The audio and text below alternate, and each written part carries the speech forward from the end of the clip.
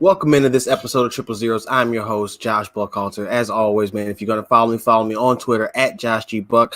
Facebook page is at Jukes and Jumps.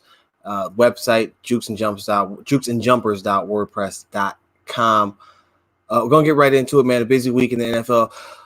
Busy past few days in the NBA. This is really going to be a focus on local teams of Chicago Bears and the Chicago Bulls. Both teams have been supreme letdowns, the very least. So we're gonna get to those. We're gonna end the show with a healthy, cathartic, therapeutic session, ranting about both the Bulls and the Bears, not in that order. But first, we got some other things to cover, man. First and foremost, get right into one of my big favorite stories. Interesting one to keep an eye on with what is happening here in Chicago. The Drew Brees returned to the New Orleans Saints this week after his thumb injury. Missed the past 5 weeks. Teddy Bridgewater went 5-0 in that time in his stead. Brees came back and got right to business against the Arizona Cardinals. 34-43, 373 yards, 3 touchdowns. He did throw a pick, but they blasted Arizona 31-9. So the reason why this is interesting is because clearly Brees is the quarterback there. Now, who knows what the future holds, but he probably won't be there for long. The question is, will he be there long enough to push a guy like Teddy Bridgewater elsewhere as he goes to try to find a starting job, which I think he showed that he deserves. Now, granted, he had his success in this system, and who knows how he'll fare anywhere else, but I think it's fair to wonder, after seeing him operate within the system, take care of the football, make the appropriate plays, and even scramble some was good to see when he played the Bears here. I think that's one to keep an eye on. And the reason why I think it's a situation to keep an eye on is because of what's going on with the Bears and how their quarterback position is shaping up. But we'll get to that in a moment. Teddy Bridgewater, though, is a name to keep in mind for that discussion later on. Kyler Murray and the Cardinals. I've been saying this for a while. Murray's put up a lot of empty stats. He had 220 passing yards, but he only completed 57% of his passes. He was sacked 3 times, no touchdowns, no picks. So I guess that's a good thing. The Cardinals, though, are running out of running backs. They already were without David Johnson this game, and they lost his backup, Chase Edmonds. They just signed Zach Zenner and Alfred Morris, and now they've traded for Kenyon Drake from the Miami Dolphins. A banged-up backfield and a really a team that's in need of an influx of talent along the offensive line and skill everywhere. They need talent everywhere. But as my point was just that the Murray, he's had some numbers recently, but it's been a lot of hollow stats, comeback mode stats, volume more than efficiency. And, that's I guess that's what you expect now from a rookie at this point in their career, but just something to keep an eye on, knowing how they had begun to win a couple of games and seem like they might be possibly making some noise in the NFC West. They weren't. But, the thought was now they fall to 3-4-1. Saints move on, by the way, to 7-1. But Arizona now is firmly back in the basement of the NFC West. But I just remember, they had become 3-3, and everybody's like, oh, they figured it out. They've gotten this offense back on track. Not so fast. It didn't 9 points. I mean, that Saints defense is legit. I think we underestimated how good the Saints defense was coming into the season. But the Cardinals were only able to manage 3 field goals throughout the first 3 quarters, nothing in the fourth quarter. You just know that there are going to be brighter days ahead for Murray. But right now, I think it might be best for the team that they lose and get as high of pick as possible in the upcoming draft, because they need talent. Like I said, they need high quality talent in the worst possible way. So that's one to keep an eye on for him. Other news, Gardner Minshew rolls on. This is another one to keep an eye on for local reasons, but he took the Jags and they beat the Jets 29-15. Minshew in the game was, pull it up here, 22-34, 279 yards, 3 touchdowns. And that's interesting because Nick Foles is eligible to return soon from IR with shoulder injury. And the question begs to be asked at this point, have the Jags found their quarterback of the future, and would they possibly consider moving Nick Foles? Now, word came out earlier over the Twitter machine that Jacksonville wanted to keep Foles. That may very well be, but to me, what that really meant was we would like to, but he's available. Just don't come in with a lowball, ridiculous offer. Now, part of the problem with Foles is that he just signed that rich deal, that $88 million, I think, 4-year contract, something like that with the Jaguars this offseason. But clearly Minshew, they have something in Minshew. And this would be a time that if they were probably thinking about it, that a team might want to strike. Now, I doubt the Bears do anything. That's where this is going. That is where this is going. They do anything this in the middle of the season, but it's a name to keep an eye on, Nick Foles, if Minshew finishes out the season as the starter and has some success there. But yeah, they beat the Jets 29-15. Sam Darnold in the game, 21 to 30, 70% completion, 218 yards, 2 touchdowns, 3 picks. They were mocking him, talking about he's seeing ghosts. It's been rough for Sam. Le'Veon Bell, 9 rushes, 23 yards. It's been rough for that team. They've had a lot of self-inflicted wounds. They traded Leonard Williams and to the New York Giants. And that's a weird deal for multiple reasons. For one, it was the first deal between between the two teams, which is obvious. There's a clear rivalry there. Easy for me to say. But just to think in all the time that they've been around that they haven't had one deal between both franchises is kind of noteworthy. But they're piecing it out, and it's not going well for Adam Gase in his first year there. And you just wonder what is the end game, because we saw how it ended with Gase in Miami. Now, you could argue he had much less talent there, which is very true. And he has a legitimate quarterback in Sam Darnold, which I think he does. Who I underestimated when he came in, but he's been all right. Let me put it that way. He's been better than I thought he would be. Consistency is always something that eludes a lot of young quarterbacks, so we'll see how he develops in that area. Jacksonville, though, main point of this is Jacksonville, Minshew rolls on, and Jacksonville might have a serious question on their hands with how to handle Nick Foles. And they might have a suitable trade partner here in Chicago. Yes, we are. Listen, a lot of these storylines are going to have some ties to the Bears in it, as the NBA ones will to the Bulls. But just know we got some things to cover with those two teams, the Bulls and the Bears, man. A lot of unanswered questions and atrocities going on the playing surfaces right now. The next game, the Eagles, man, it's not fly Eagles fly, it's run Eagles run.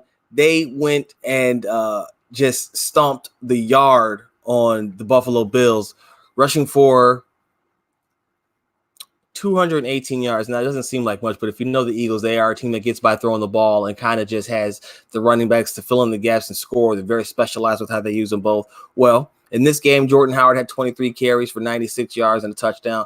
Miles Sanders had 3 carries, but he had 74 yards and a touchdown. Sanders also had 3 catches for 44 yards, and Howard added a catch of 15. Carson Wentz only threw for 172 yards in this one, but he did have a touchdown. But he completed 70% of his passes. He took 3 sacks, something you worry about with somebody who's had the injury history that he's had. But the point is that they didn't rely on him to do it against this tough Buffalo front. We know how that secondary is, especially. They decided to go on the ground, and they got 2 talented backs and show that they can grind it out and get the explosive play, and that's another way for them to win games. A way that they might have to do a little bit more going forward, considering how porous that secondary is. What's notable about this game in the Chicago connection here is that this is the Bears' Week 9 opponent, and in a game that is as close to must-win as you can get without actually having something on the line in terms of a playoff clinch or berth into the Super Bowl, something along those lines. We know it's not happening like right now, Week 8. But the point is that the Bears have to win this game, and they have not beaten the Eagles in 4 straight. And the Eagles actually began the misery that is this current experience that we are on right now with the Chicago Bears here in the city, that lost in the wild card game. And ever since then, it has felt like it's been Groundhog Day for this team. They just keep facing different situations, different versions of the same game. Say for maybe the Raiders game where they came out and got punched in the mouth, and then the Redskins game where they came out and punched them in the mouth. Every other game is really, I get it. It's the NFL, and that's what it is. But it just seems like they're always just that one piece short, and they have to win this game Week 9. We'll get to the I don't want to call it evisceration, but we'll get to the therapeutic part of this, the cathartic part of this in a second. In other news, less of a connection here. The Colts keep winning, man. I've been talking about this for a few weeks now. Jacoby Brissett is doing his thing. This game, though, was one on the leg of Adam Vinatieri, who has, if you remember the start of the season, was having a very shaky beginning. Folks were questioning whether or not he was going to retire. I think he actually had considered it and got talked out by one of the coaches. So good to see that he's decided to stick around and that it's paying dividends. But my boy Jacoby Brissett just keeps winning games. When Andrew Luck retired, everybody, including myself, was basically writing this team off, and here he is just continuing to thrive. Has them sit in the top of the division with that win that they got over the Texans last week. And they keep doing so here. It's just great to see. They won 15-13 over the Denver Broncos, who just put Joe Flacco on IR and have to start Brandon Allen at quarterback as their rookie quarterback. Drew Lock is not yet ready to play. Just a messed up situation in Denver. You feel bad for Vic Fangio. I believe Bryce Callahan is still out there looking to move Aqib Talib. They've said that they're not moving Von Miller, but they are willing to move Chris Harris. They moved Emmanuel Sanders, and we talked about Von Miller's reaction to that. So he probably will be a guy that they will try to fight moving just because of how he feels, how the ties that he has to what he means to that franchise. But for the Colts, man, it's just great to see that they are continuing to chug along. Good on Frank Reich. Good on Matt Eberflus in that defense. But good on Jacoby Brissett for taking control of the moment and making himself into a franchise quarterback. We see now why Bill Belichick decided to take him in the draft. So never doubt those guys. They come out for a reason. Brissett is definitely earning his keep right now. Of course, that leads me to the primetime game. So we'll talk about that in primetime game in a second. But really right now, let's go to the Patriots and what they got to do. They are continuing their winning ways. They got I don't want to say much needed because they're undefeated right now, sitting at 8-0, but they got a 27-13 victory over the Browns. The Browns tried to be pesky late in that game. Didn't really work. But what we saw was that the Patriots are going to continue to be a thorn in any team's side offensively. Baker Mayfield had a pick. He was sacked 5 times. Nick Chubb fumbled twice. One of them got housed. They just had a really rough game, and the Patriots are getting after teams. I put it on Twitter. Is it possible for the Bears to trade their offense for the Patriots defense? Now, nobody in their right mind would make that trade, but could it happen? I just want to know, can we run 2 defenses out there here in Chicago, and maybe the Bears will be able to do something with that? Nick Chubb did end up with 131 yards on the ground, but those 2 fumbles were very costly. Tom Brady, 259, 2 touchdowns. He got sacked 3 times, only completed 55% of his passes. That's not great. He hasn't been extremely sharp. It's been a different sort of circumstances for him this year with the smaller receivers, but 55 is still very low for Tom Brady. Michelle, 21 carries, 74 yards. He's been struggling this year too. Edelman out of the slot, 8 catches, 78 yards, 2 tutties. James White had 4 catches for 75 yards. Philip Dorsett, 3 for 43. New receiver, Mohamed Sanu, 2 for 23. Patriots roll long. That's the moral of the story there, though. I do want to touch on the San Francisco 49ers and what they're doing in the NFL right now. Kyle Shanahan has those boys doing all types of crazy things, and most importantly, he has them running wild right now across the NFL. And you see it week in and week out. They have their running back stables like 4 deep. You got Matt Breida, Tevin Coleman, Jeff Wilson, Raheem Mostert, who I believe is hurt right now. But they just throw different guys at you, and they beat the Panthers 51-13. After which the game, Bruce Irvin, Panthers defensive end, said that they're a good team. They're not a great team. They're not world beaters or anything. Well, they just beat you like you weren't anything. So if they're not world beaters and you got stomped on 51-13, granted, they did so with their backup quarterback, Kyle Allen, who threw 3 interceptions, and I hope everybody can stop saying that they won't. Let me be clear that they won't, but I hope everybody realizes now the value that a Cam Newton has. Some of those passes were Kyle Allen standing back there and looked like a statue or like an inexperienced rookie, a deer in headlights, not knowing what to do with the ball. And we know a healthy Cam Newton is a much tougher target to bring down than most any other quarterback in the NFL right now. When he's healthy, it's probably any other quarterback, to be completely honest with you. But for the 49ers, they just kept doing what they're doing. They don't ask their quarterback to do a lot. Jimmy G, 22 passes, but 175 yards, 2 touchdowns, 1 pick. He was sacked 3 times. But they had 11 rushes for Tevin Coleman, 105 yards. 9 rushes for 60 yards for Raheem Mostert, 11 for 35 for Matt Breida, and Jeff Wilson had 2 for 6. But those top 2 guys, this one, it was Coleman and Mostert. The efficiency, Coleman, 9.5 yards, 3 touchdowns. Raheem Mostert, 6.7 yards per carry, and a touchdown for himself. It's just they're incredibly efficient. That scheme goes back to his father, Mike Shanahan, and what he used to do in Denver. He put Olandis Garrett, just random guys back there who could just get 1,000 yards at will. It's incredible to see, and it's kind of counterintuitive to how the league is going, or how the league has gone the past few years, where they don't pay running backs. The Niners actually have paid a lot of running backs and gone multiple avenues to try to find their running backs. Jerick McKinnon, who was hurt before he could ever do anything in the Bay. And now they seem to have settled on a stable of guys who can all come in and rip off 100 yards in any given game on minimal touches. That's incredible. And they're doing it with a great defense. Nick Bosa, we saw show out. That kid is going to be a special player in this league if he stays healthy. You do wonder, though, when they start playing consistently better teams, actual better teams. Like the Panthers are a step up in class than their previous opponents, but they're their backup quarterback. And I don't think that can be understated when trying to figure out how much of a fluke this team actually is. I think it would be foolish to think that you're as good as your record says you are, and you can only play the team that you've played.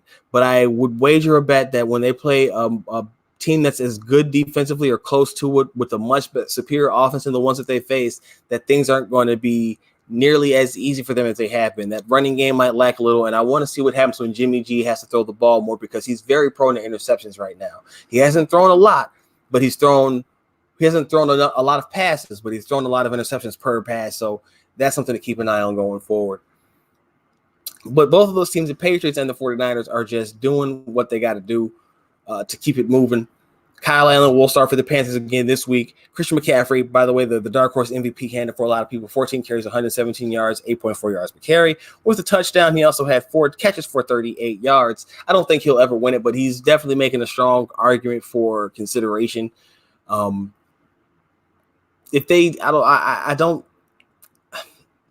won't get it.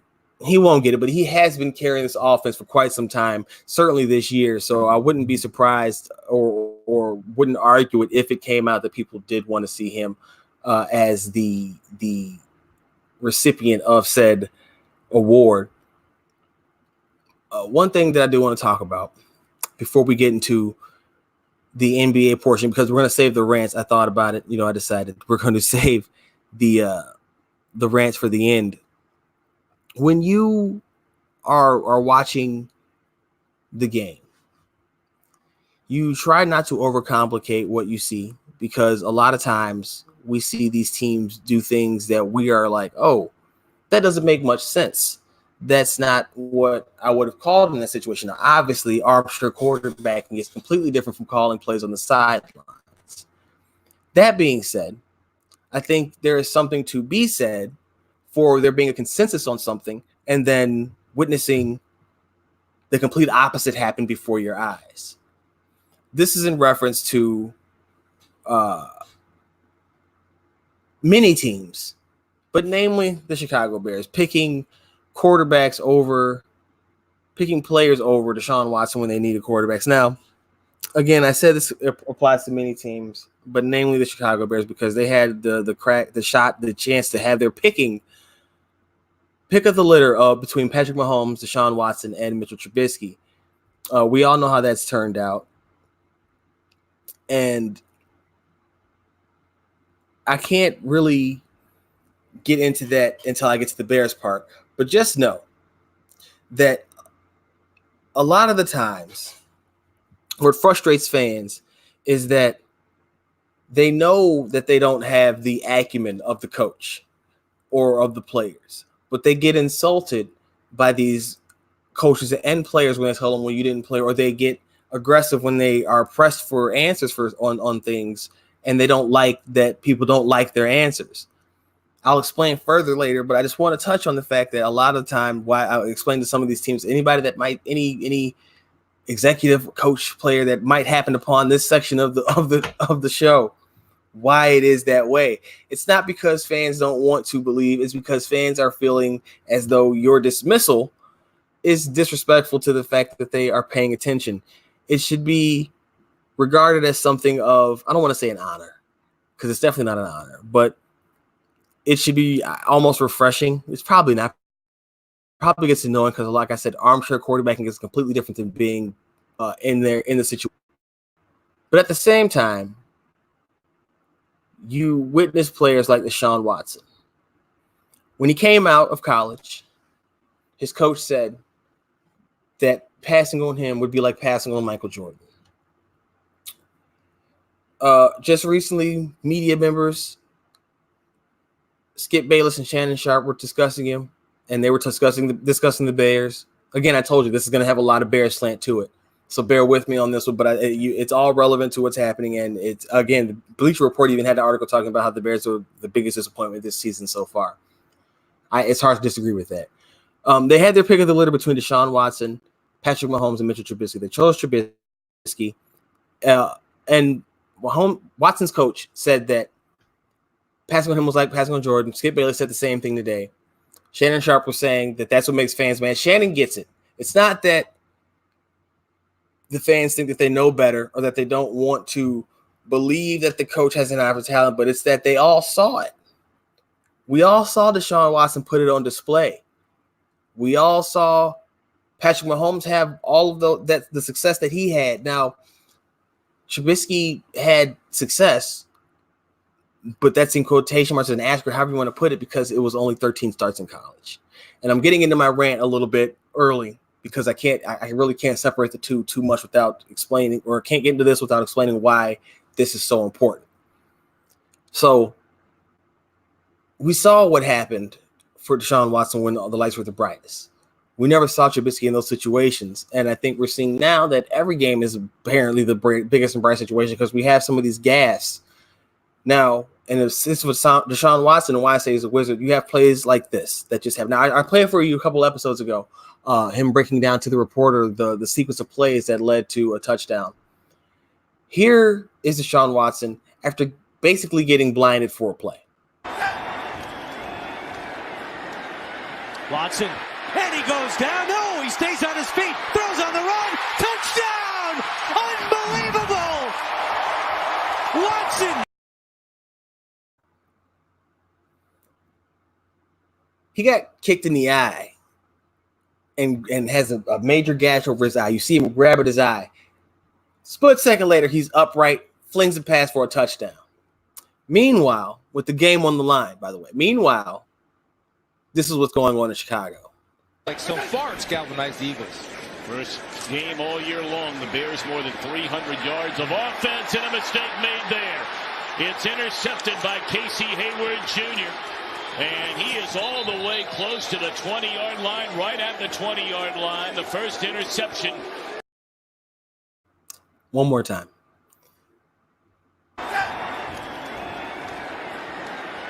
Watson, and he goes down. No, he stays on his feet, throws on the run, touchdown! Unbelievable! Watson! And the guy the Bears chose. Like so far, it's galvanized the Eagles.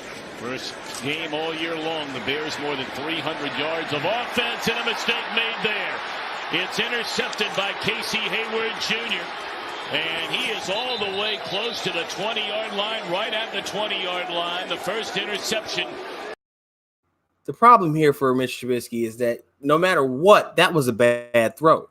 The cornerback was on top of his tight end, who he tried to throw to Trey Burton, and then he shortchanged it. So not only did you throw a pass to the wrong guy, but then you lofted up one short that gave the DB a chance to break on the ball and come back and take it away from you. Now, that wasn't the play that ended the game because they ended up the Chargers ended up missing a field goal there. Trubisky would fumble on the next drive. Now, again, it's been brutal, and I try to fight making these comparisons on a regular basis, but it no longer can be sidestepped. Trubisky is not who he was billed as by this front office. Fans have seen it now. There's enough tape. I wrote about this last word on Pro Football. It's about time for the Bears to admit their defeat. Now, they won't because there's still plenty of season left, plenty of time for the narrative right to change. But as it stands, going into week 9, the Bears have a major quarterback issue in that they do not have one worthy of leading this team anywhere. Again, this is a hot take, part of a therapeutic session. Admittedly so, the frustration of watching this team break down and spoil great defense for the past year and a half now because they can't seem to get it figured out. Now, before I go into the rant, this is just breaking down. That's the best part. This is not even the rant. This is literally just the breakdown of what happened. We're going to move on, wrap up games. The primetime games, I kind of ragged on them last episode, but they were decent. The Kansas City Chiefs fell to the Green Bay Packers at Arrowhead, though, 24-31. Packers, Aaron Rodgers. That game was surprisingly tough. Matt Moore balled out. I'm not going to lie. He's been doing his thing the past couple of weeks. In this game, he was 24-36, 267 yards, 2 touchdowns. But Aaron Rodgers, 305 yards, 3 tugs. He threw two to Aaron Jones, who had 7 catches. Aaron Jones, the running back, 7 catches, 159 yards, and the 2 tutties, like I said. And then Jamal Williams also had a touchdown himself, 3 catches for 14 yards. This team is rolling, the Packers, and they could be on the collision course with the New Orleans Saints in the playoffs. I would say the Niners, but again, when they have to play a real team, I can see them. Things get a little bit tighter when it's all on the line. And if I had to put my money anywhere, I think that right now in the NFC, I don't trust the Cowboys, who are on bye this week.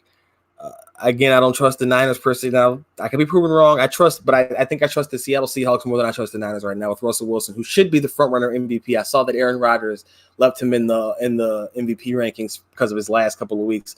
Nah, son. The Packers started the season running the ball and heavy on defense, and the Seahawks run a lot too. But we know the crazy kind of efficiency that Russ has had for a while now, but especially this season. But again, I digress. I trust the Packers and I trust the Saints over the 49ers, maybe the Seahawks there too. Minnesota I don't trust at all because Kirk Cousins. Again, I don't trust the Cowboys. Don't really trust the Eagles with Carson Wentz. I'm not even sure that they really get along that well. Who knows? Carolina, I think, is fool's gold. I think the other shoe might fall on Kyle Allen sooner rather than later. And then for the NFC West, not sure I trust the Niners until I play some real competition. The Seahawks I do trust because of Russell Wilson, but they have offensive line issues. I think they just lost another offensive lineman, Justin Britt. Their center went down.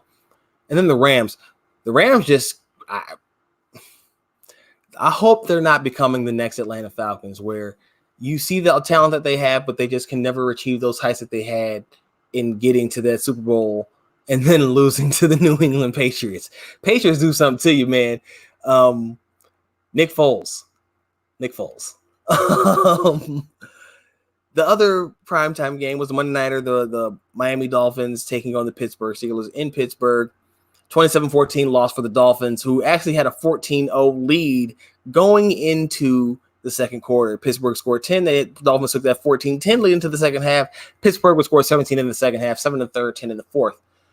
The Dolphins aren't going to do it. Ryan Fitzpatrick, for all the flashy stat lines that he didn't put up a good one this one. 21-34, 190, 2 touchdowns, 2 picks. For all the gaudy stat lines that he's been prone to put up over the years, those interceptions are often terrible looking. One of them, he dropped back and he chucked it up and said, "You know what? Somebody in green should be down there." And it was Jakeem Grant. And Jakeem Grant's like 5'6". And he was between 2 defenders that weren't wearing green. And I just don't know what Ryan Fitzpatrick was trying to accomplish with that. The Dolphins did trade King and Drake, and you'd have to imagine that there's some more trades coming. Who knows? They said they want to keep Xavier Howard, but he did not play. Maybe he could be had in the trade. Who knows? He's a very talented player, but it was just a rough game. And the Steelers, Mason Rudolph got to a slow start, but he finished the game 20-36, 251 yards, 2 touchdowns, 1 pick. James Conner had 23 carries, 145 yards and a touchdown, but he did leave the game with a AC joint injury, his coach said after the game. No word on how severe it is, but that is something to keep an eye on going forward. Juju Smith-Schuster had 5 catches for 103 yards and a touchdown. He was quiet for most of the night, but then had a long touchdown late in the game that really put the Steelers up. Miami is going to lose. They found a way to Miami themselves. They lost the game that they probably should have won. They had a wild blitz call that ended up giving up the touchdown to the Steelers that they had taken. They had chipped away with a Boswell field goal that came after a fumble. This is what Miami wants, so it's really hard to fault them here. Pittsburgh, though, are they finding the makings of their young core? Is Rudolph the guy that they have for the future? He's definitely showing himself to be somewhat capable of running an offense. Who knows how high his ceiling is, but he doesn't seem to be in over his head. That is one thing that's for sure. So just wanted to make sure that I kind of explained the primetime games did deliver, much to my surprise. I ragged on them, but they definitely came through in a very positive way. So that was good to see. Something that was not expecting, but again, I ain't mad at it. I'm going to take a quick break. When I come back, though, I want to talk about the NBA switch gears. We're going to go over a couple of scores real quick. Some of the dunks of the night, 'cause that's the new segment, dunks of the night, jam session. And then I'm going to get into my therapy because I'm going to wrap it up with that. And not too kind of words, but they've already been written, so it's going to be much calmer than they would have been if they were delivered directly in the middle of said game. Make sure I got this one right. I'll be right back. Triple Zeros.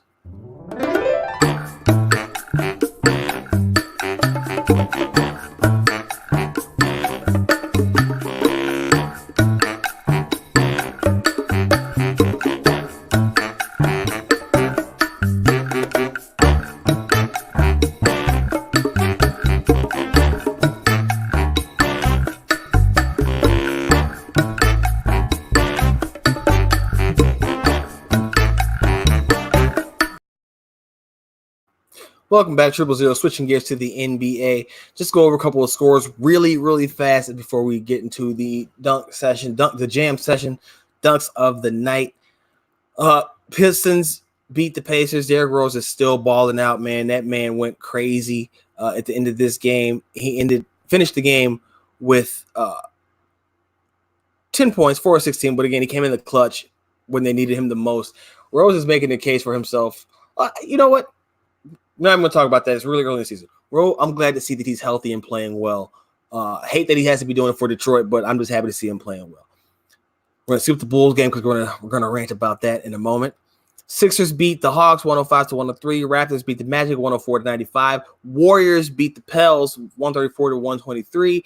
Rockets beat the Thunder 116-112. The Bucks beat the Cavs 129-112.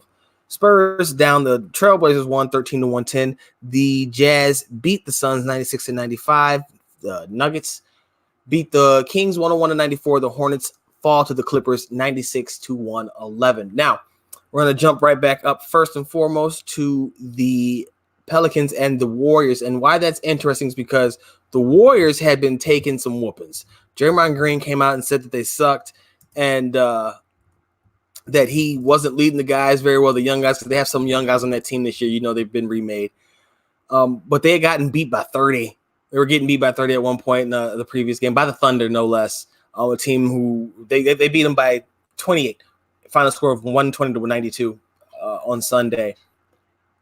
And it just became a kind of a thing where, like, man, you know, you could see teams were a little bit more anxious to go after the Warriors this year week, and you know they fell to the Clippers, and Patrick Beverley chirped at them. You guys had a good run cheating with KD and this and the third, and it's somebody else's time now, basically. 141-122 that game. And it just seemed like, man, the Warriors out here, Steph Curry out here catching shots. People couldn't wait for them to be vulnerable, for them to be able to take shots at them now. But they came out tonight and on Monday and got the much needed victory over the Pelicans, 134-123. The Splash Brothers, I don't know, that's disrespectful, isn't it? Okay, the Splash Half Brothers. I'm not sure what we consider D'Angelo Russell at this point. Is he a Splash Brother? Somebody let me know. But Steph had 26. Russ had D-Russ had 24.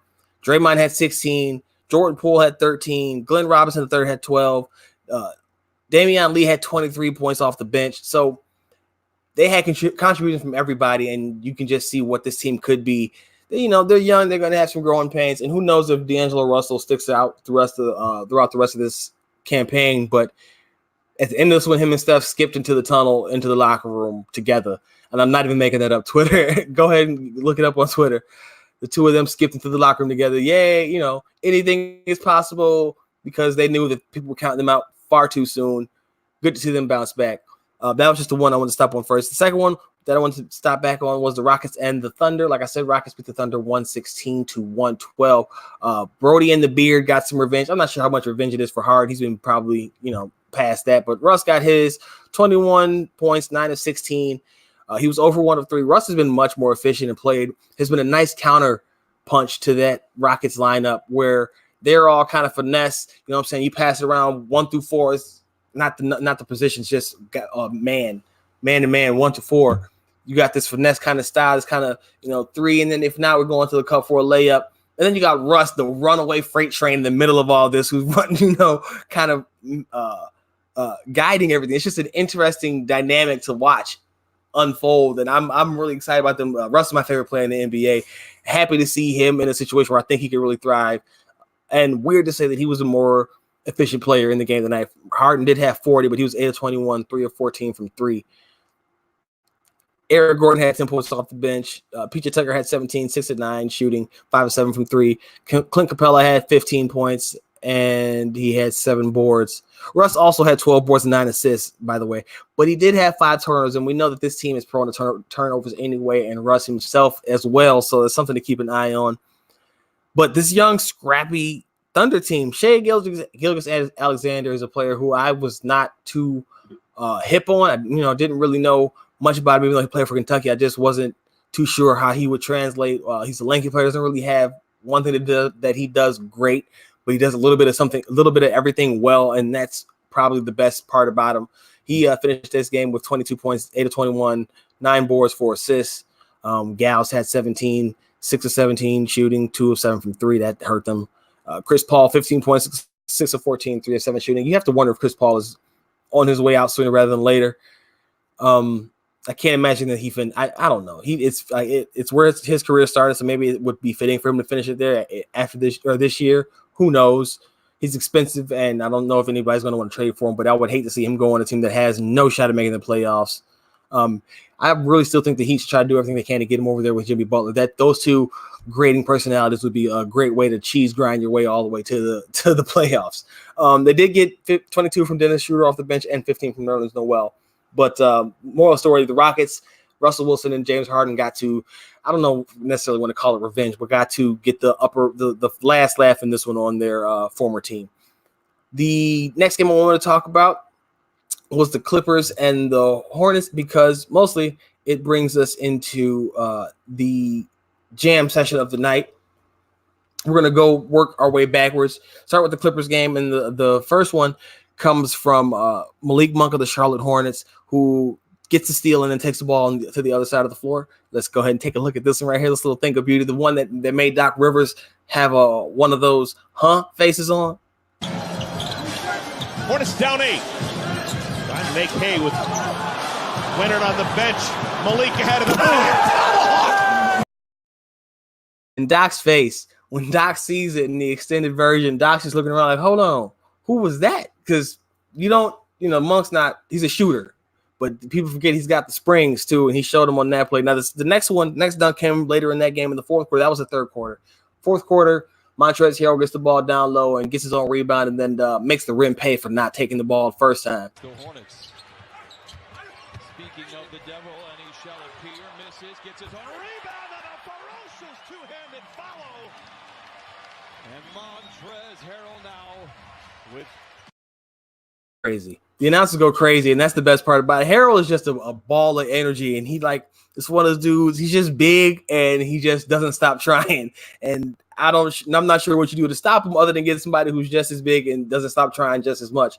But you love to see it because he's just full go the entire time, full of energy. That's a beautiful thing to see. The next one we're going to go to, jump around a little bit. Rashawn Holmes of the Sacramento Kings getting himself a little something. Holmes. Oh, if you don't like that, you don't like NBA basketball. Oh, boy. Woo. Throw it down, Mr. Holmes. If you don't like that, you don't like NBA basketball. He throws it to Holmes down as he rolls in the paint, and Holmes just jams it home. Man's got springs, doesn't really do too much else, but he definitely gets up and puts the ball down with authority. And then we're gonna wrap it up tonight's jam sessions with Kelly Oubre. and a little bit of Rudy Gobert. They saying that he dunked on Rudy Gobert. Rudy came in late, but he definitely jumped for it. So if you jump for it, you claim for it, you're on the poster. And it did not end well for Rudy. The Jazz have almost doubled being at the free throw line.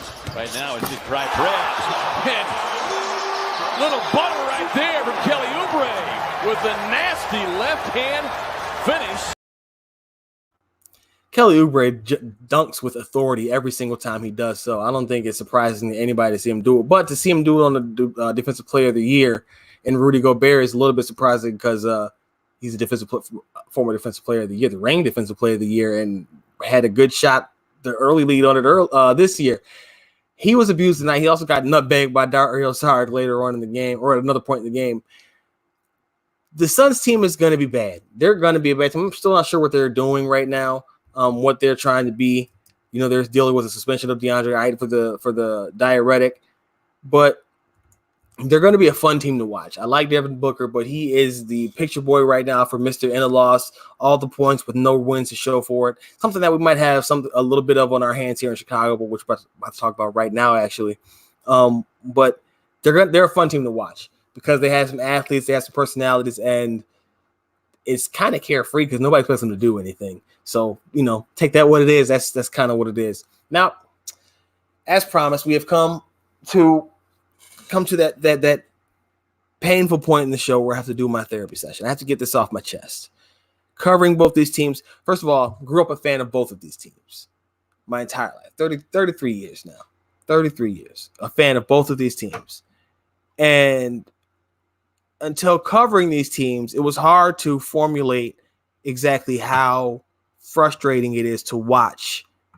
Remember earlier I told you when you can see it as an outsider looking in, it's not a matter of feeling like you know more than the coach or the executive or the player. It's a matter of feeling that that player is being disingenuous with you.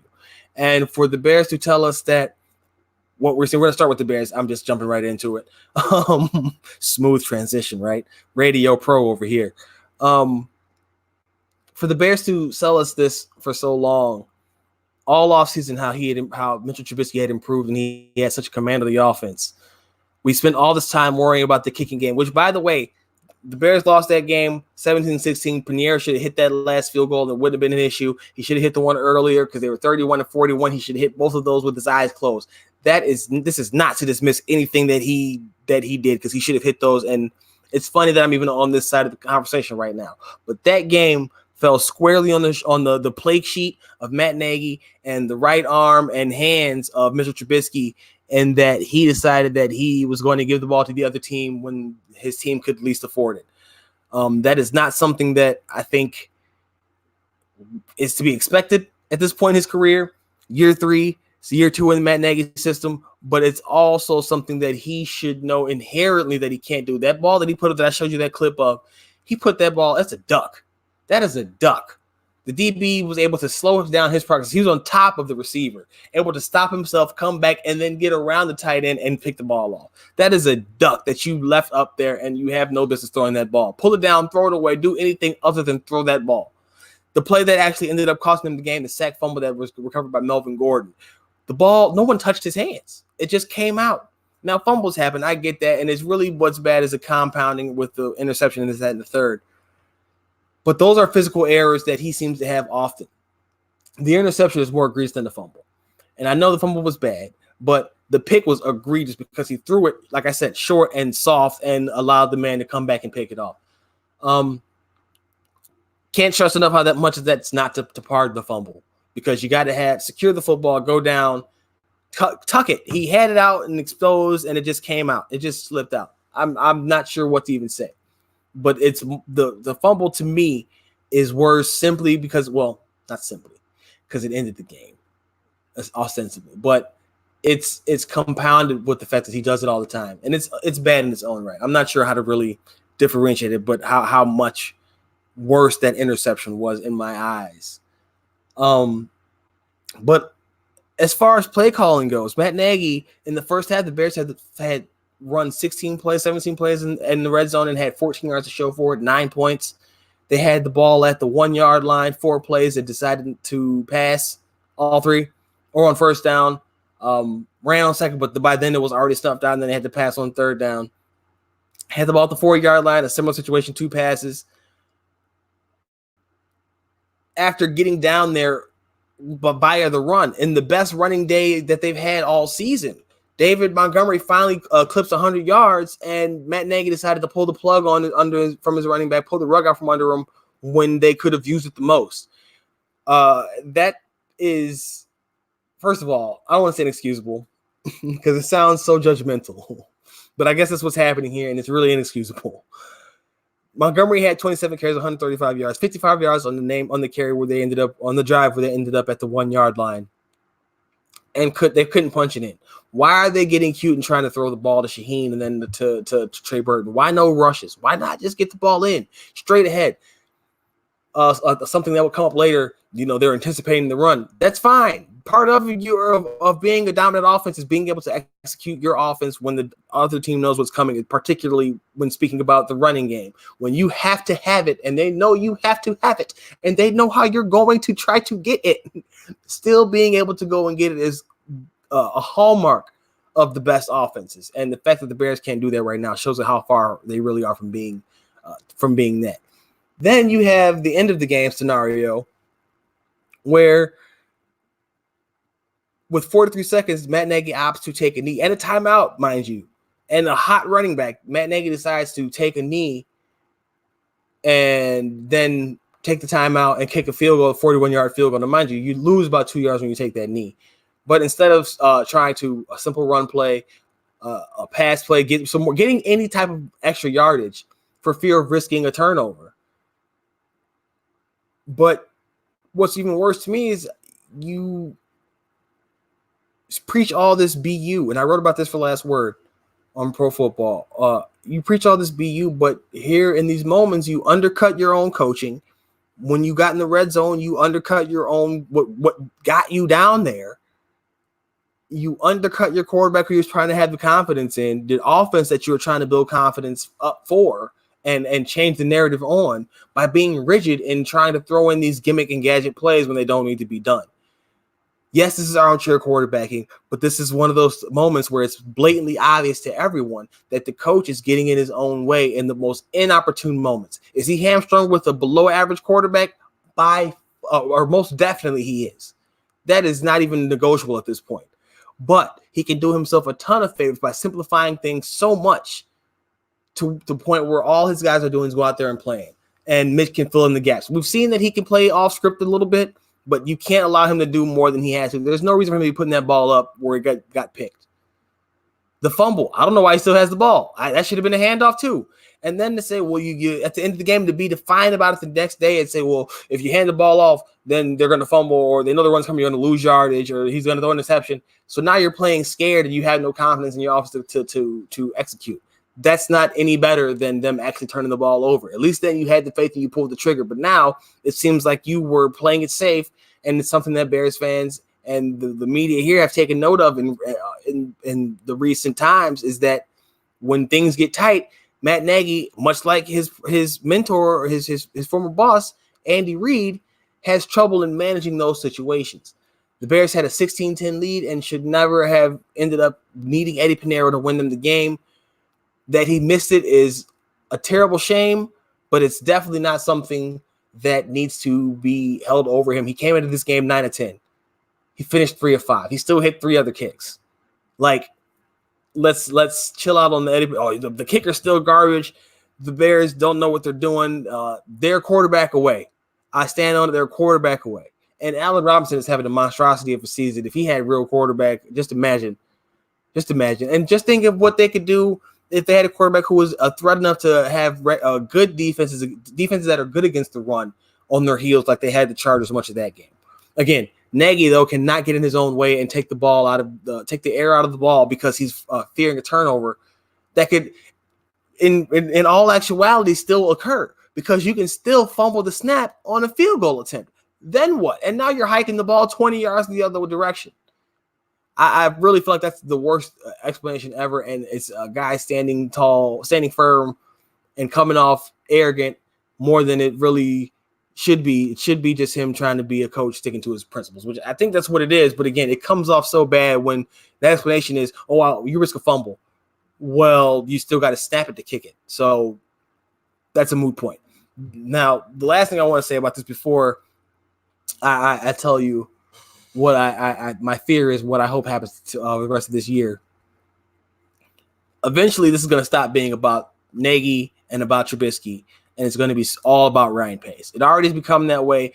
I, for one, have been questioning his first-round picks.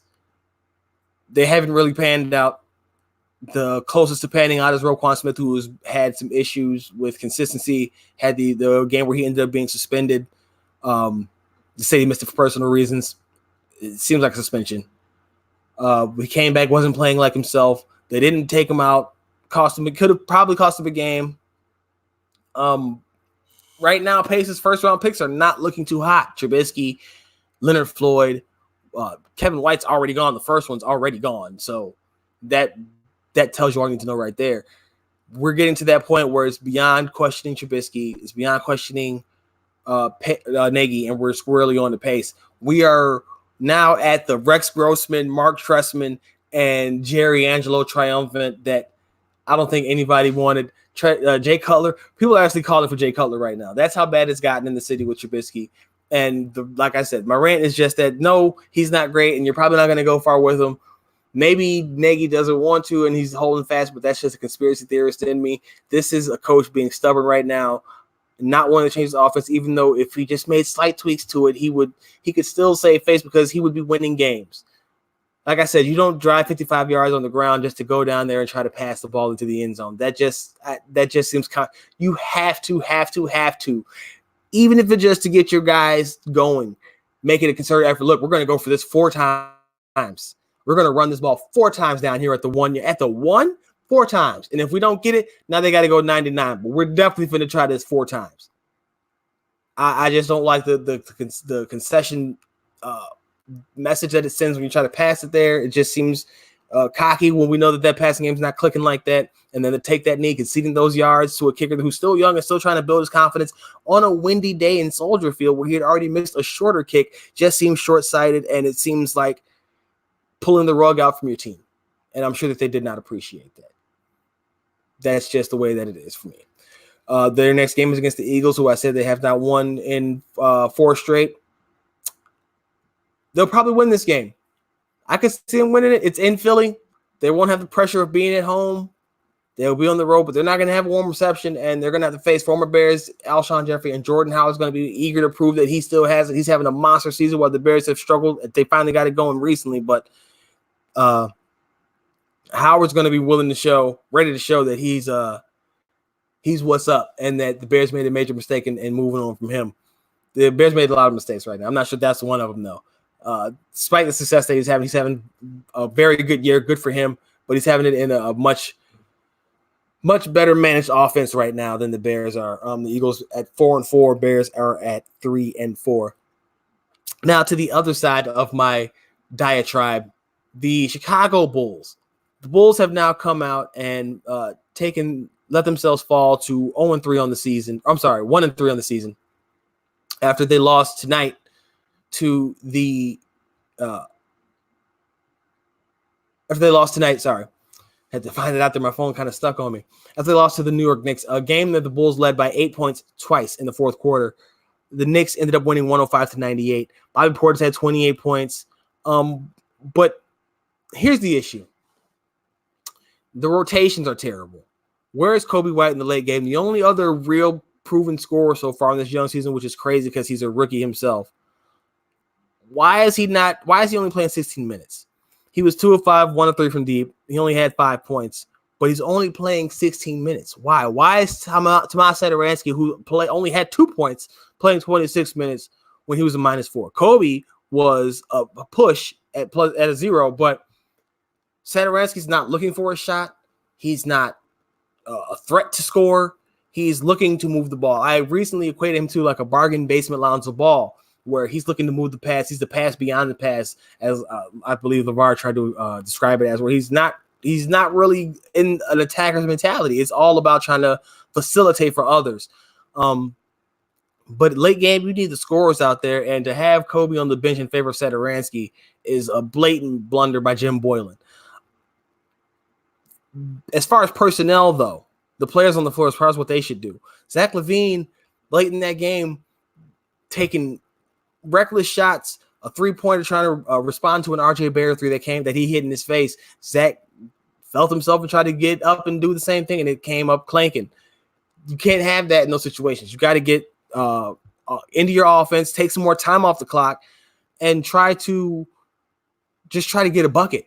Trying to answer and go tit for tat is never going to get you anything, especially those tight ones.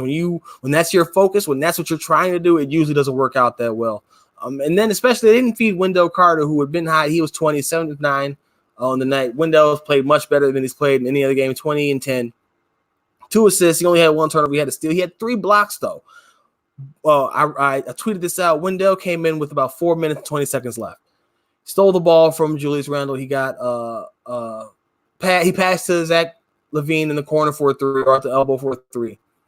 But Carter didn't have a basket for the final 4 minutes of the game. He was a major reason why the Bulls even got up, and he didn't even get a shot attempt down the stretch. That cannot happen, especially when you have consecutive possessions where Zach takes a 3 and misses, Lowry takes a 3 and misses, then Tomas Satoransky is taking a 3-point shot and missing.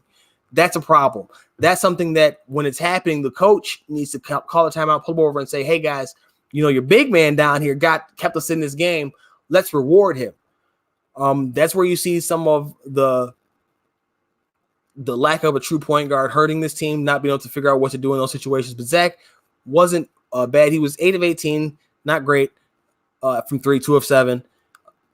He had 5 rebounds and he had 3 assists. Now, he had 3 assists early in the game, so he didn't really do much more trying to facilitate. But the sorest thumbs, there's 2 right now, are Otto Porter, who's been a complete disaster so far this season. He was 7 points, 3 of 11 tonight, 1 assist from deep, 3 rebounds. And then Larry Markkinen, who's had a good first game, back-to-back 9-point outings, and then 18. He doubled them up. He put them together tonight. He had 18 points, but he was 5 of 13, 2 of 6 from 3. He did have 6 boards and 2 assists, but they're struggling. Porter especially is having a really, really tough year this year.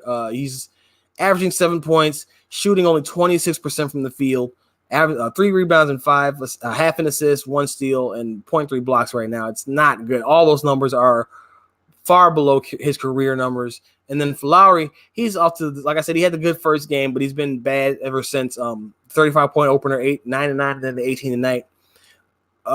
His numbers are down too. His shooting percentage is actually his down. I'm sorry, let's get the total. This is what happens when you notes and it's late. My eyes are getting tired. Lowry 39% this year. He is averaging 10 boards. That's nice to see. 2 assists and 1 steal. So he's trying to do a little bit extra, but I would like to see him a little bit more. Get the blocks back up to the 0.6s. I only have 0.3 right now. It's not a big difference, but do a little bit more. He seems like he's kind of afraid of the contact down low. That shooting percentage, though, we got to get you to be more efficient. And my big question here with Lowry is his fit with this running style of offense. I like Kobe and Zach together, especially, like I said, late in the game. Saw a Twitter suggestion of sliding Tomas to the 3 and having Zach and Kobe go to town on these teams, and Tomas can still facilitate like he wants from the wing. And then you get Wendell and you got Lowry. Lowry has to hit his shots for that to work. I'm not sure what Otto Porter could just go at this point. He's not contributing anything, and that contract is exorbitant. And he's probably going to accept it. So if they can't trade him, which they probably can't, they're going to be stuck with him next year. And he's just not – he hasn't been so far nearly the contributor that he was late last year on that run. Thad did give him 15 points, 6 of 12. But, again, that hero ball, that's got to stop. Close out on the 3. We go about the defense. But the offense having that stagnation. Now, they came out. I talked about last episode that they were – and wrote about, by the way, for Pippen Ain't Easy, that the Bulls were starting slow and having a good third quarters, where they ended up having a great first quarter of this game, 33 points, but then they only had 19 and 18 in the second and fourth quarter, respectively. They still had a good third for 28 points, but they were outscored in the second half 46-63 by the Knicks. That can't happen. My other wonder, aside from Lowry's fit, is how well everybody is adapting to the pace of the new offense. I don't think it's too much for them to handle. I just don't think that they were ready for all this running yet, and they're going to have to get used to it. Again, that Pippen Ain't Easy article was about the numbers, the sub-numbers. I don't know what you would really call it, but there were numbers behind the numbers that suggested there was some progression to this offense that we just weren't seeing yet, and it was on the way. We're still not seeing it because they're not getting enough stops and they're not able to maintain any type of continuity. And again, that falls on the coach. I believe that Boylen can rally the troops. I'm not sure that he can design an exit strategy, though.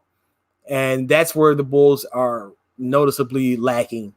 That tactician that can set up something. Hey, guys, let's time out. Let's get a breather. Let's go talk about this. Like I said earlier, feed the ball to your big man in the post. Let me draw something up to get him an easy look so we can get back going again. We can get this game back rolling in our favor. Boylen is going to call over there and give him the speech. Now, I'm not in the huddle, so maybe he's drawing him up, but it's just that's not the kind of coach that I don't think Boylen is that kind of guy, that kind of coach.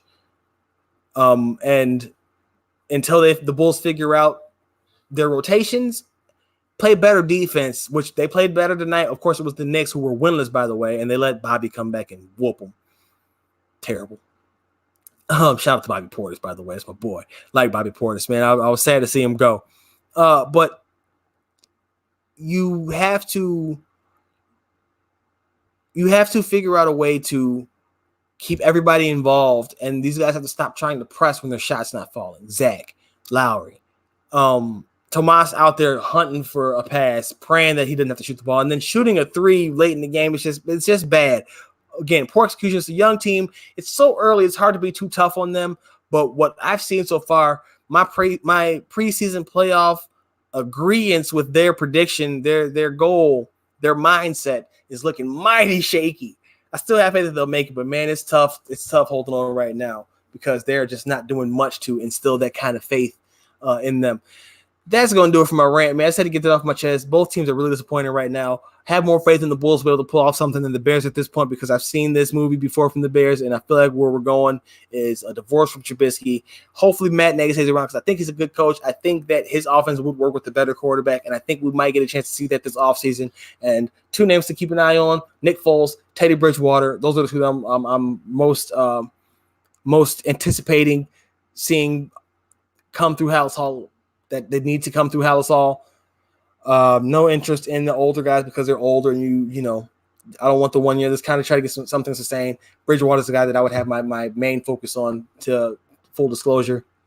And then the guy like Marcus Mariota doesn't hold really much interest for me. I feel like he's better than Mitch talent-wise, but he's more injury prone. And he's also an introvert.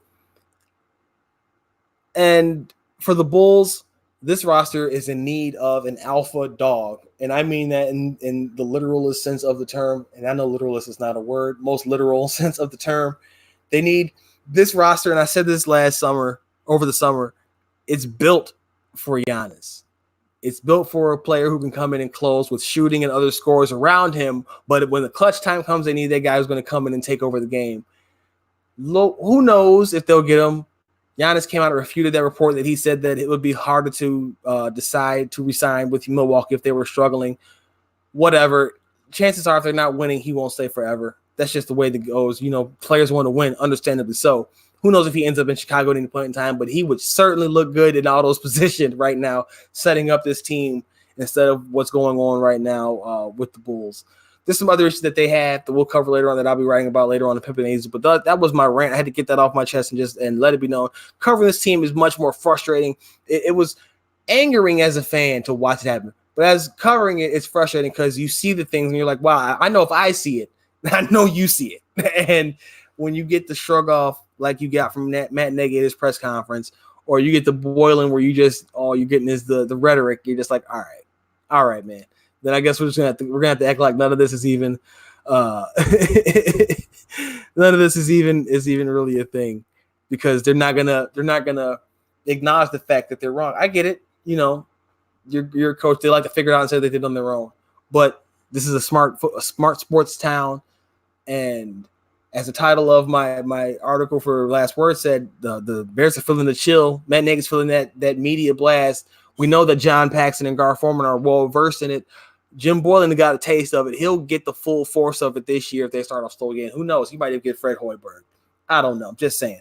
That's going to do it for this episode, man. I'm your host, Josh Buckhalter. Again, follow me on Twitter at JoshGBuck. Please do like, share, and subscribe. All of the above. The podcast. I'll be back on Thursday night, dropping the podcast on Friday morning, rather. Until next time, please be safe. Please enjoy the sports, and you know what it is, man. Triple zeros. I'm out.